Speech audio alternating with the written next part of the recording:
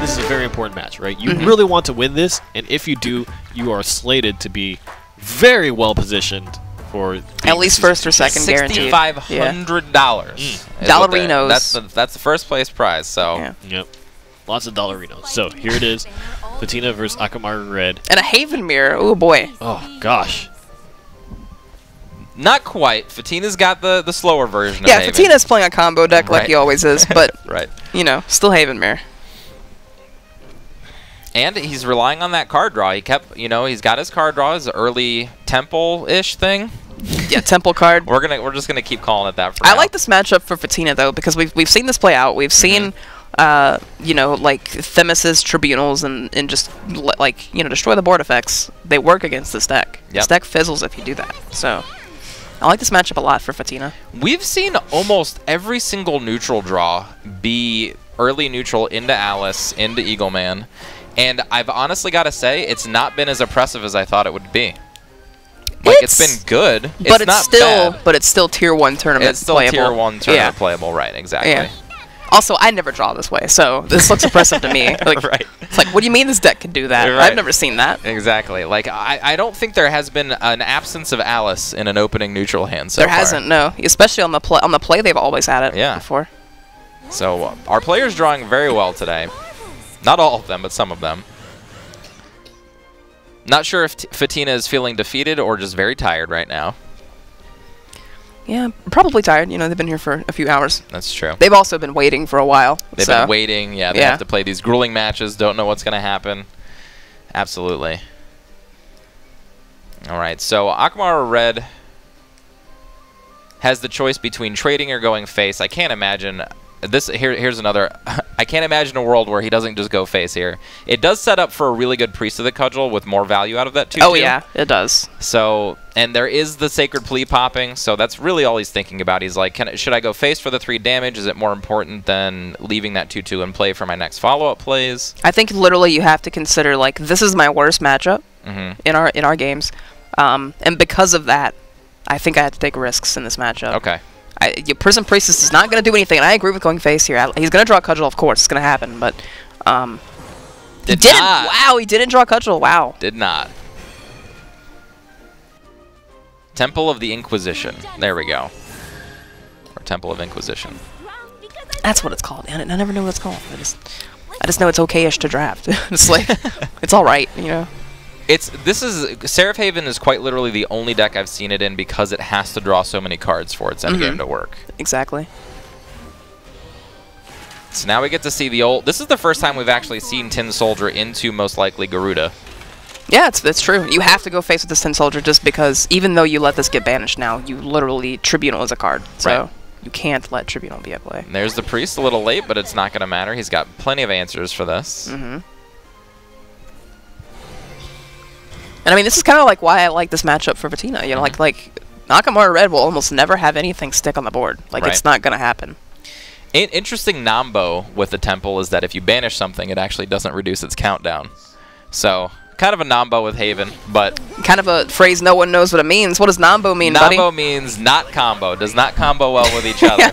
Yeah. So, anti-synergy, if you will. Anti-synergy, that's right. That's a magic phrase, buddy. I'm going to watch those. Is it? Yep. Nombo, combo? Nombo, I don't know. Themis drawn right in time, but I don't think it's going to cast it this turn. It's not really, you know, too useful. Just because Cudgel is finally here. Yeah. Cudgel always really good against the aggro decks. He's got a Themis for backup. He's got his Seraph. He has a Dogma. He has a Healing Prayer. He's got Temples on deck. He's got, like, so many Temples. Going to be drawing a ton of cards next turn. As a matter of fact, he's going to be drawing 4 cards next turn.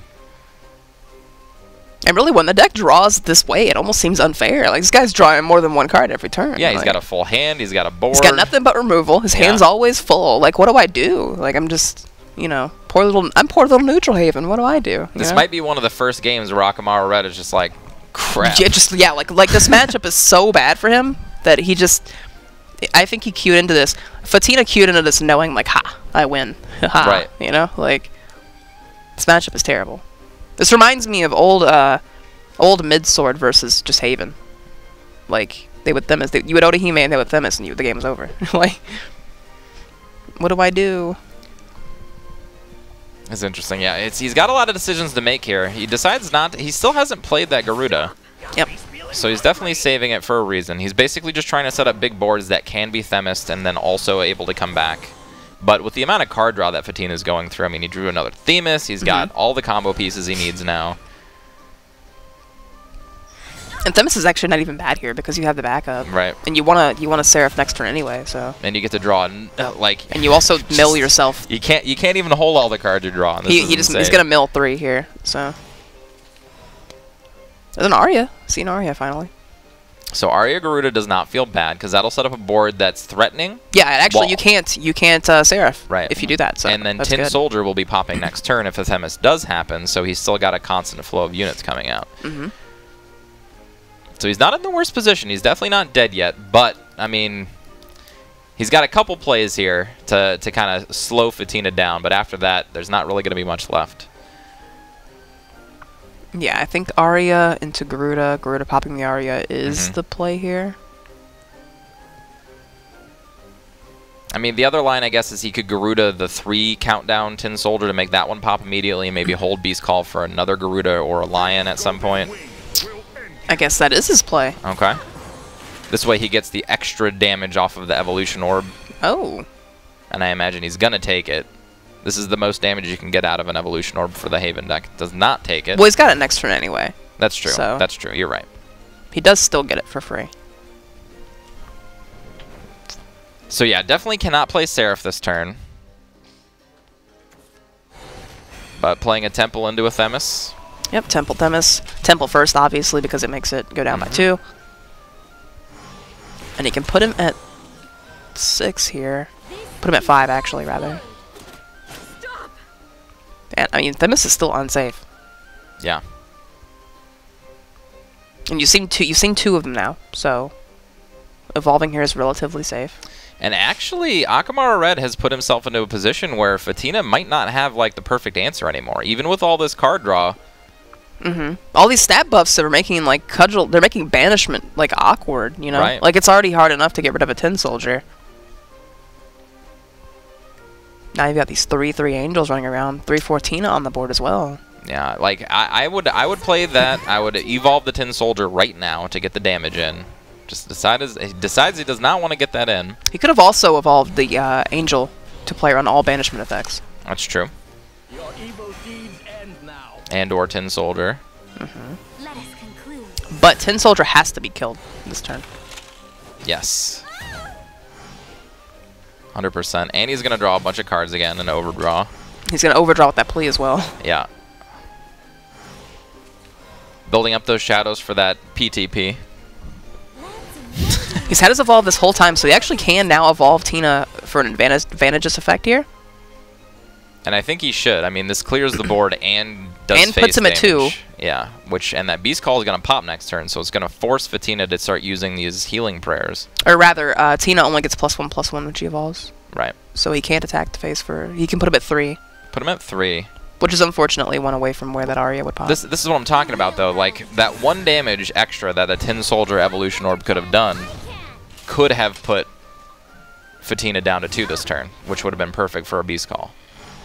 True that, yeah. But as we know, Healing Prayer will come down almost assuredly. Ooh. Oh, wow. Yeah. Okay. Healing Prayer can still happen. Yeah. Yep. I'm sorry. No. Puts him at... So just going to play a more straightforward game plan here. So maybe try to get that Candelabra out before the Seraph. But again, if Seraph ever comes down, I think he's just going to win the game. So. Well, Seraph is still not safe. Like that tiger is, you can't kill a tiger with the cudgel. So. Snow White's no help here. Doesn't really have anything to pop out because there's no evolution orbs left. Ooh, Tribunal fine, Scripture was great double draw there. And sometimes Seraph kind of has to do this, you know, but it's still able to do this. Yep, Like, and then can follow up with a Unica just for some more life gain. there is kind of an issue in that Fatina's deck is 6 cards. Why do you think no Unica there? I don't know, just maybe something sticks. I don't think it's going to matter in time that Fatina decks himself. I don't think Fatina will deck himself. Yeah, since Akamarured doesn't have board wipes. He literally is hoping to draw Garuda. Like, Garuda is his play, period. There's nothing else that works. And Fatina knows that, so he's going to heal. Yeah. And that's just going to be game.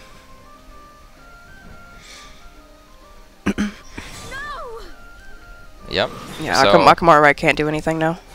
In a very tight spot here.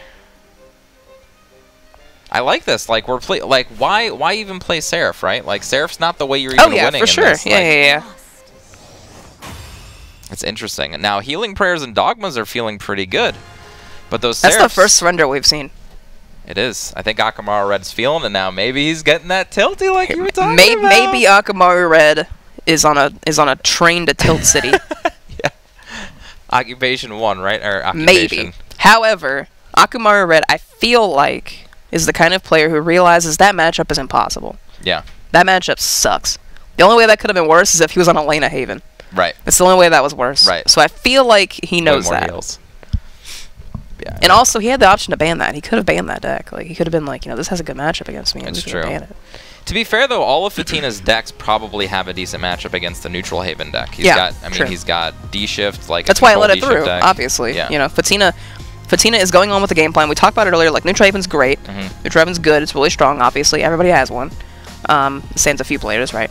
But these people with late game decks are letting it through because those late game decks can just outgas the deck and they can win. They could lose, but they can win. And this is a really good story for those of you playing on ladder and at home and all that kind of stuff. You think neutral's like this crazy thing. It's too good. It's too strong. Nerf, nerf, nerf. Build a deck that beats it. You see these competitive players and then run into aggro blood and complain about that one instead. Yeah. Sure. But it's all about metagame, understanding what you're doing, building decks. It can be done. We're seeing it happen right in front of our faces right now. Neutral is not this huge menace. You can beat it if you want to. And now we're going to see if this neutral Haven deck can face up against yet another control deck. I think Fatina positioned against Akamarured very well this match. He did, yeah. I would almost say... I don't want to say Fatina built his lineup for Akamarured because Fatina coincidentally also only plays combo decks. Right. But I will say these later game combo decks have coincidentally lined up well against Akamarured. Yeah, just leaving Haven through and Akamarured being another one of these players that just says, you know what, He I'm going to plays play meta. neutral Haven. He plays meta, yeah. So, and neutral Haven is meta, so. Didn't switch up his deck or anything. Didn't care. He's like, I have to win with it. Let's go. And he's got a really good hand. He does. He does, yeah. Well, it got a little bit worse with that lion, but... Sure. Wow, see Dragoon's out there played even just to have a Bane 2-2 on the board. I like it. Oh my gosh. Oh my gosh. Akamarured wasting no time. Shaking his head like crazy, though. He slapped those down. He's like, I'm going in. I am going in. And Fatina's just like, what do I do? Yeah, These cards are so... Oh, we got a Sybil! Woo! Wow. He actually ripped a Sybil off the top and was probably going to evolve to kill Farius since Faria will, wow. post too much damage here. What a draw. Eagle Man's playable, but it doesn't push face damage, and that Sybil also healing him for 3 could be huge. Yet another Eagle Man. It's going to play Lion and Eagle Man, I think. I like it. Yeah. Get it all out there. This is the big push. Like, yeah, you've seen it. This is crazy. Because, like, the 8 play points is not that big of a deal for Dragon. We see quite literally the only play that Fatina has right now are these fervors. He's not even going to kill Sybil. He's not going to kill Sybil. But he got Breath of the Salamander. Not killing Sybil, a little odd to me. I think it's going to work out for him. Well, because Sybil can't board control. Right. She cannot board control unless... And surrenders! Wow. Fatina surrenders! Wow. Right out the gates. That was the fastest game we've seen so far. Neutral Haven just the reason because like Breath of Salamander kills 2/3 and then Sybil is forced to attack the 4/5 and then 10 damage is on board, which is what his life total was at. That was insane, dude. So good. Akamarured, he played that like he saw the future. He just slapped everything out like, I know what's gonna happen. I don't care. Like, it's just wow. Oh my gosh. Very straightforward matchup, an aggro deck doing aggro so things. Quickly. And The first game was so long, so dragged out, and then within maybe 2 minutes, it's now tied up. Akamarured got the fire burden. He's oh like, I'm ready to go. Dude. I'm ready to go. And now we get to see it all come down to the Dragon Mirror. So very fitting way for this to end. Yeah. for sure. And double ramp in Akamaru's hand. Now, the thing where I think Fatina is actually going to have a slight edge in this matchup is I feel like he's better suited against Dragon, whereas Akamaru He's got much Red's, more reach. He's got a lot more reach. Yeah. And Akamaru Red's Dragon, as we see with Conflagration and things like that, a lot more well-suited for aggro. So we'll see if it really turns out that way. It's a bold strategy, Cotton. We'll see if a it bold works out strategy, for him. that's He's got a right. Grimner in his hand, also not too useful. No, not in this matchup anymore. It used to be useful as, you know, because it could chip a little bit to, like, help with your Genesis Dragons and things like that, but does not go face damage anymore. Also, Fatina being on the play means that he's able to ramp first and faster, so... Dragon Summoner, if that finds Dragon Oracle... Scyther, Or whatever. Ayala, yeah. Yeah, or Ayala, yeah. Although Ayala, I sometimes consider Ayala not a ramp card because she doesn't ramp all the time. She doesn't ramp fast. She's The way we've been seeing our players play today, they don't ramp all the time. they never ramp. Well, I mean, really, even in ladder, you never hit the Ayala. Like, you don't want to do that. My dance quenches the earth. Cards like Sybil, Draconic Fervor, and Oracle force that ramp though. Like the game has to get moving. Like I'm gonna get more play points. I like it, yeah. Neither player willing to pop each other's Ayalas, just playing around them, essentially. Yeah, they're just ignoring each other. It's kind of an interesting concept for a creature. He actually gets rid of it. Yep, he's deciding to put all... Like, this is a good push turn because this only pushes Fatina to 9, so he can't he doesn't put him at Bahamut 10. board. Exactly. There's certain breaking points for Dragon's play point availability, and 9's not that big of a deal. There aren't many things on 9 they couldn't play it at 8 and 7. Right, especially because I don't think Fatina's playing the whole Israfil package. Right. And if Akamaru Red knows that, then turn 9 is definitely a very vanilla turn. Exactly. Although he can ramp himself to 10, but it's not a usable 10. Right. So he also doesn't have anything in his hand Yeah, at this all. is looking really bad for Akamaru Red. Yeah. Like, really, really bad. He needs card draw bad.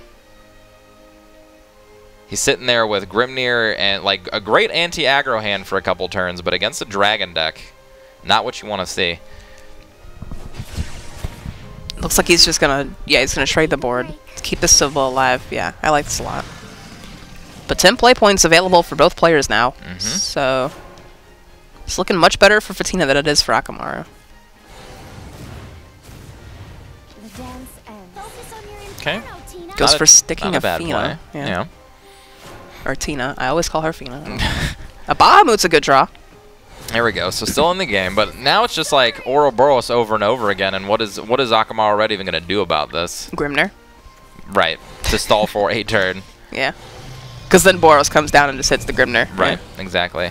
They kill each other. That was the old joke. Like Grimnir would come down if you just needed to buy a turn against your opponent's Ouroboros.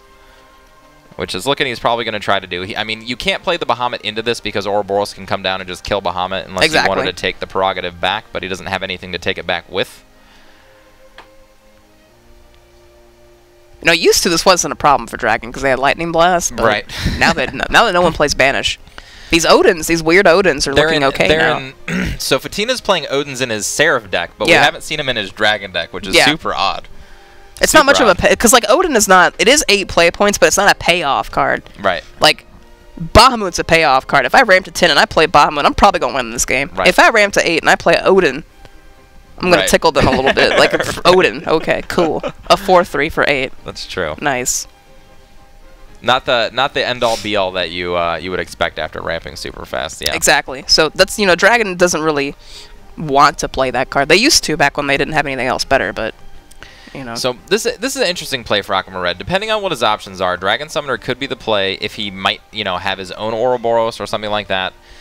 Grimnir is the safest play, but again, it doesn't really do anything. Like what Grimnir could do essentially is basically kill this Ouroboros, and he knows that Ouroboros is going to get replayed to give him more time to draw more things like other Bahamuts. Or he's just going to go straight for it. I don't like this play at all. That's his only resource, and he literally just gave it away. Right, at the very best, all that does is pull an Evolution Orb. Yeah, and I love Fatina not doing the defensive play, going offensive with his Bahamut, and Akamaru Red might have just signed his death sentence. Right. He could find Dragoon Scyther. He could find a Scyther. Never That's not it. mind. My dance quenches the earth. Yeah.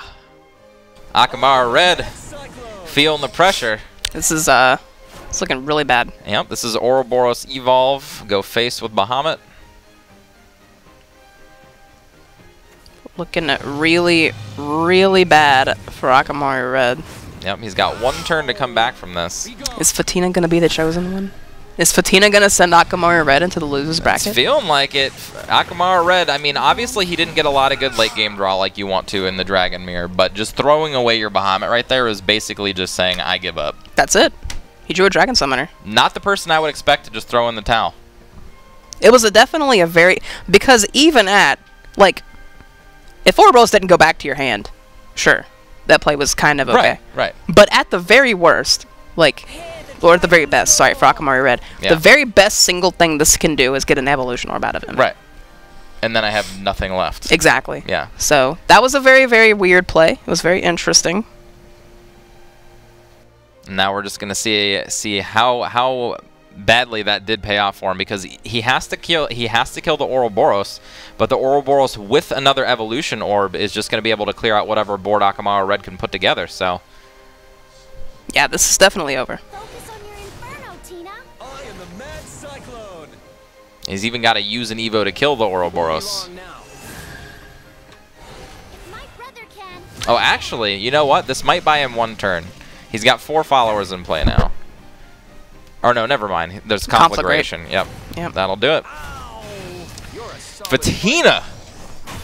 There it is. Fatina. I can't believe it, dude. Fatina makes it through on the winner's side of the bracket into the grand finals. He is guaranteed a 1st or 2nd place finish. Meanwhile, Akamarured gets sent to losers, and so he's going to have to face off against Essia. And they're still liable to get 3rd place, so they're not guaranteed that 2nd place finish.